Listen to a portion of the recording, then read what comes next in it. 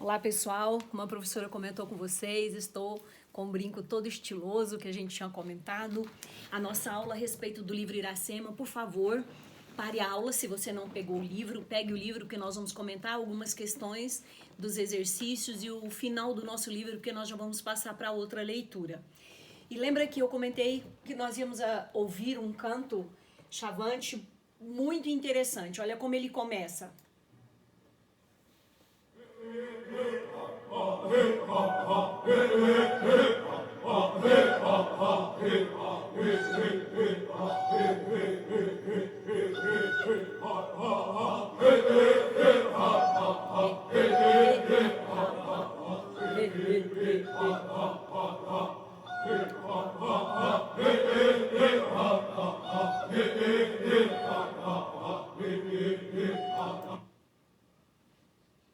Bom, então, a professora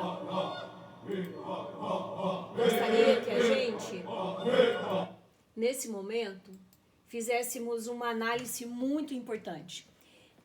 Nós vamos para o capítulo 28. Eu sempre comento que esse capítulo 28, ele é retratado aqui nesse quadro. Olha que quadro interessante, gente, vem com a professora. Esse quadro, olha a ficha técnica desse quadro.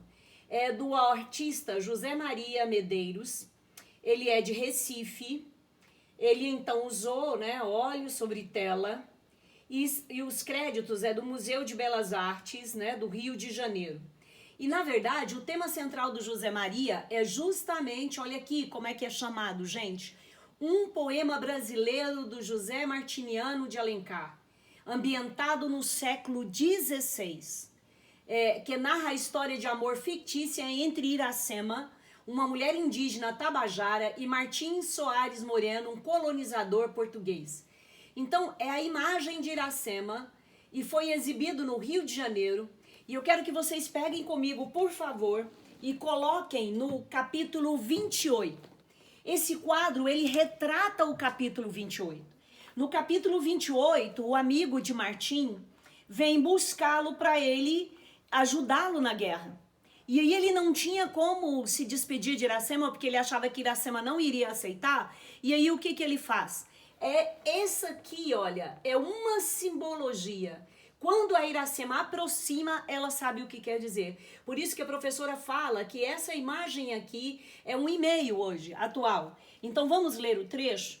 Olha só, nós temos, então, aqui a narrativa de quando ele vai embora e tudo isso que ele deixa, né? Então veja bem, uma vez o cristão ouviu dentro da sua alma soluço de Iracema, seus olhos buscaram em torno e não a viram. A filha de Araquém estava entre as verdes moitas de Ubaia. Sentada na relva, o pranto desfiava do seu belo semblante, onde já palpitava e crescia o filho do amor. Assim, caem as folhas das árvores vistosa antes que amadureça o fruto. O que exprime as lágrimas do coração de Iracema? Chora o cajueiro quando fica o tronco seco e triste.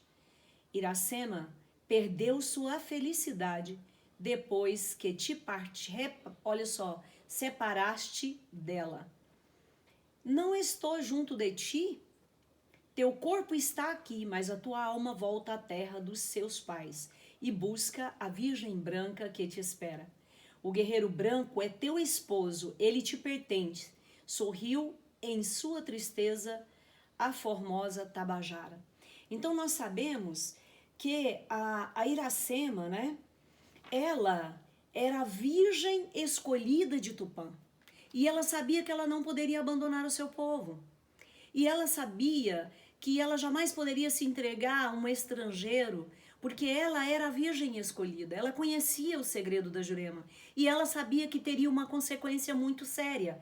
E aí, veja bem, quando ele resolve partir, né, com o Poti, o que ele vai fazer? Ele simplesmente vai dizer para o Poti o seguinte, olha, se eu for me despedir de Iracema, né, ela vai chorar e ela vai amolecer o coração do guerreiro. Então aí, o que que ele faz, gente? Ele simplesmente, né, ele pega essa seta, né, e aí o que que ele vai fazer? Ele coloca diversos artefatos aqui que trazem a simbologia.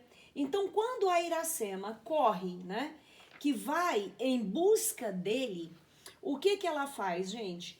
Iracema, ela simplesmente para diante daquele artefato, porque ela sabe que aquele artefato significa que ele vai voltar. Quando tem a flor do maracujá, que tem o roxo da flor do maracujá, então ele está dizendo para ela voltar dali, o animal, o bicho que ele vai flechar, o bicho que anda para trás, significa então que ela deve voltar, porque ele sabia que ela ia conseguir acompanhá-lo. Então, ele simplesmente diz que ela deve voltar. E com esse significado aí, né?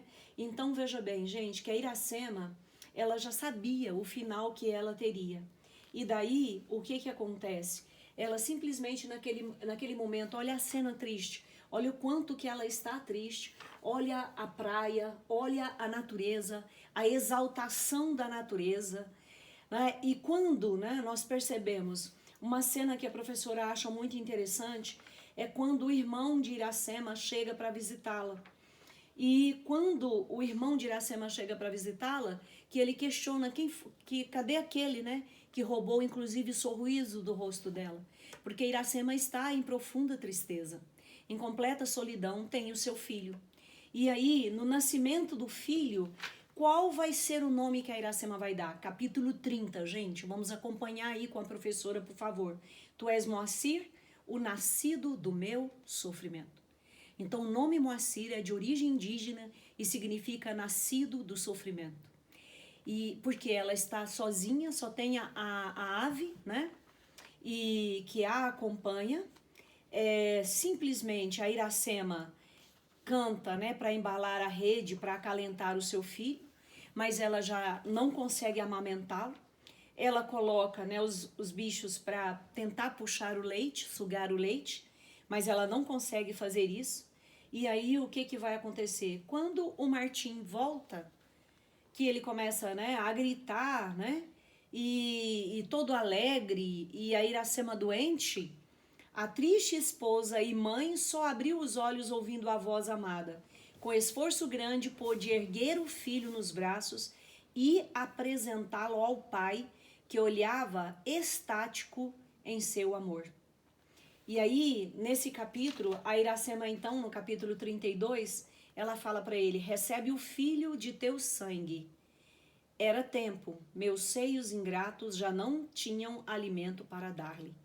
Então, o Moacir é o primeiro cearense que nasce justamente do relacionamento da Índia com o branco, porque o Alencar faz a opção de contar a história trazendo alguns aspectos históricos e o aspecto da lenda, para trazer a beleza.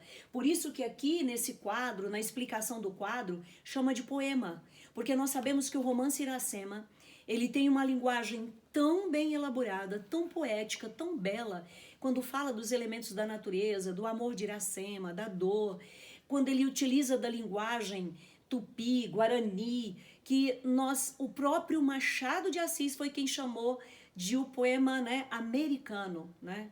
O melhor poema americano já escrito, porque realmente é narrativo, mas tem uma linguagem de extrema poesia. No capítulo 33, o cajueiro floresceu, 4 vezes depois que Martim partiu das praias do Ceará, levando no frágil barco o filho e o cão fiel. A jandaia não quis deixar a terra onde repousava sua amiga e senhora. Então a jandaia não vai com ele. Muitas vezes ia sentar-se naqueles doces da areia para cismar e acalentar no peito a agra saudade. A jandaia cantava ainda no olho do coqueiro, mas não repetia já o mavioso nome Iracema.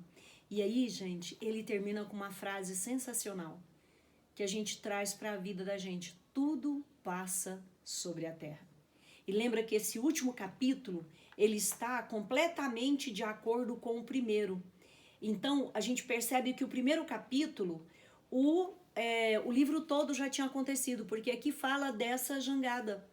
Fala de um cão, fala de uma criança, que é justamente o momento em que Martim leva o seu filho, né, da terra natal do filho. E aí o livro é muito atual, né? Porque desde o primeiro cearense, ele já sai da sua terra natal. Então, século XVI, a história de amor, as personagens principais é a Iracema, uma índia tabajara, o Martim, um guerreiro branco, lembra até a cor dos olhos dele, da profundeza do mar, né? O amigo dele, o Poti, e aí a gente tem Irapuã, que faz a oposição, e a linguagem, né, gente? E o Araquém, né? Que é o pai de Iracema, que vai ter Iracema na sua velhice. Então não se esqueça, tudo passa sobre a terra.